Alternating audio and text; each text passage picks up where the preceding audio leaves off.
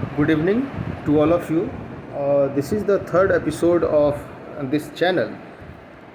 and today we are going to discuss the present Sri Lankan crisis. अगर हम श्रीलंका के संकट को समझने की कोशिश करते हैं तो दो अवधारणाएं हमारे सामने आती हैं। पहली अवधारणा जो है वह यह कहती है कि श्रीलंका का जो संकट है वह आर्थिक संकट, वह इकोनॉमिक क्राइसिस। दूसरे शब्दों में कहें तो आर्थिक संकट के तौर पे श्रीलंकाई संकट को देखना एक संकीर्णतावादी अवधारणा है।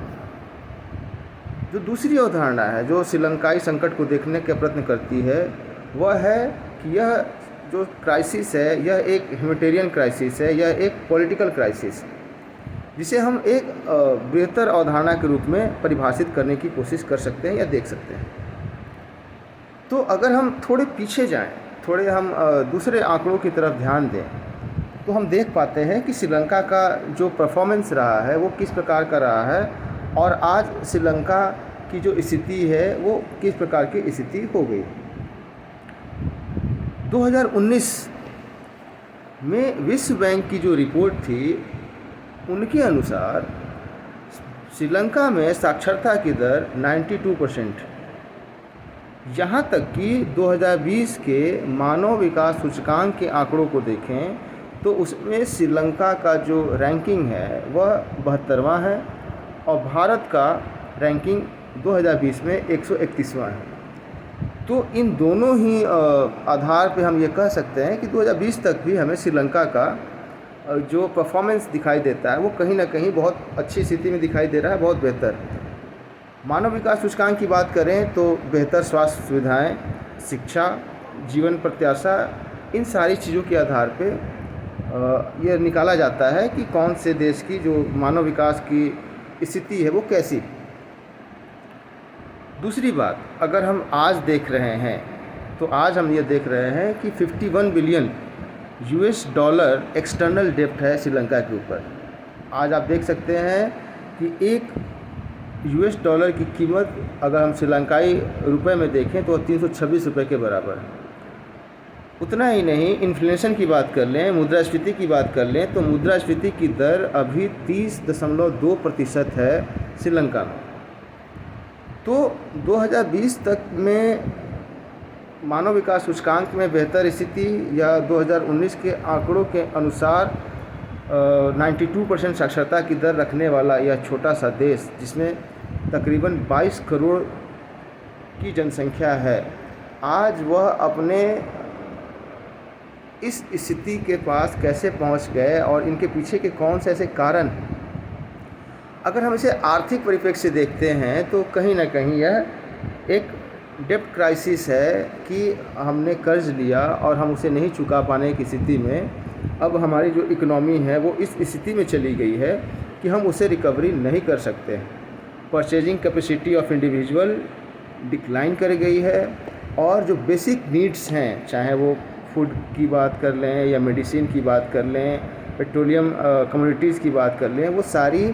उसका जो भंडार है उनके पास बहुत ही लिमिटेड है और वो फुलफ़िल नहीं हो पा रही है वहाँ के पॉपुलेशन के सर्वाइवल को।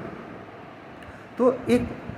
अलग आयाम से आप देख सकते हैं कि यह एक मानवीय असुरक्षा की स्थिति है जिसे हम कह सकते हैं कि दिस इज़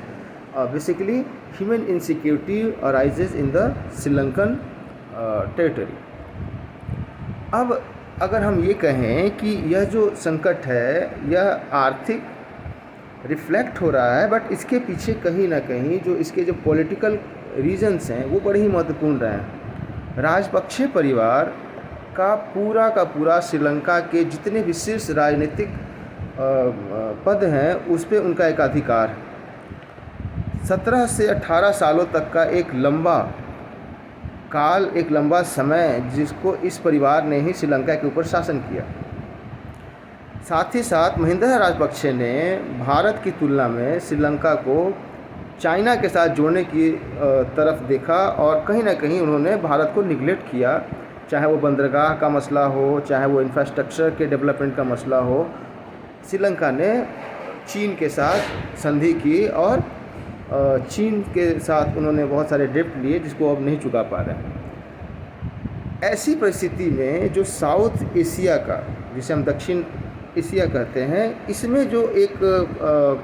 वैक्यूम की स्थिति है, या आप ये कह सकते हैं कि जैसे भारत की जो नीति है जिसे हम कहते हैं नेवर फर्स्ट, तो नेवर फर्स्ट की पॉलिसी के तहत भारत ने कैसे रिस्पॉन्ड किया, और भारत का एक स्ट्रेटेजिक जो इंटरेस्ट है वो भी है श्रीलंका में कि किस प्रकार से श्रीलंका में इंटरवीन करके, चाहे वो हेल्थ के तरफ से हो, एड के तरफ हो, या जिस प्रकार की जो मदद दे रहा है भारत, इकोनॉमिक मदद हो, या जो फूड ग्रेन्स भेजे जाने की बात हो, या बेसिक मेडिसिन भेजे जाने की बात हो,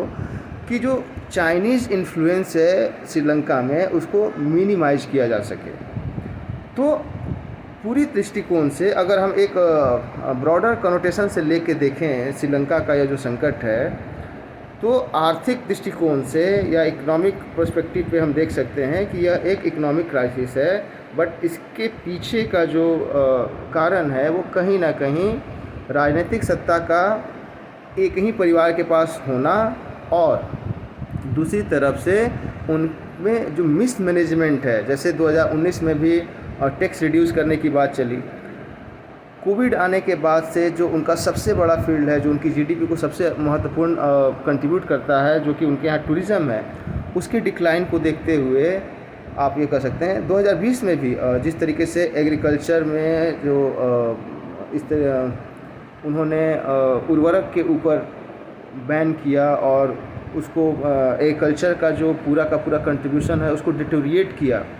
तो यह पॉलिटिकल मिसमैनेजमेंट, पॉलिटिकल क्राइसिस है जो आज श्रीलंका अपने इन हालातों के लिए इन हालातों में पहुंच चुका है। तो श्रीलंका का जो यह वर्तमान परिदृश्य है, ना सिर्फ यह श्रीलंका के लिए बल्कि भारत, दक्षिण एशियाई समुदाय और साथ ही साथ यह पूरे के पूरे ग्लोबल पॉलिटिकल सिनेरियो में भी बड़ा ही महत्वपूर्ण हो गया है कि कैसे इस वैक्यूम सिस्टम को, कैसे इस क्राइसिस से ना सिर्फ श्रीलंका को निकाला जाए बल्कि साउथ एशिया में जो चाइनीज़ इन्फ्लुएंस है उसको मिनिमाइज करने की जो कैपेसिटी है वो भारत कैसे अपने आप को और डेवलप करते हुए श्रीलंका में अपने रिलेशनशिप को रिकन्स्टिट्यूट करे, रिकन्स्ट्रक्ट करे और एक बेहतर भारत श्रीलंका संबंधों की ओर आगे बढ़ते हुए नेवर फर्स्ट की पॉलिसी को वास्तविक जामा पहनाए। अगले एपिसोड में हम फिर किसी नए विषय वस्तु के साथ आपके साथ शामिल होंगे।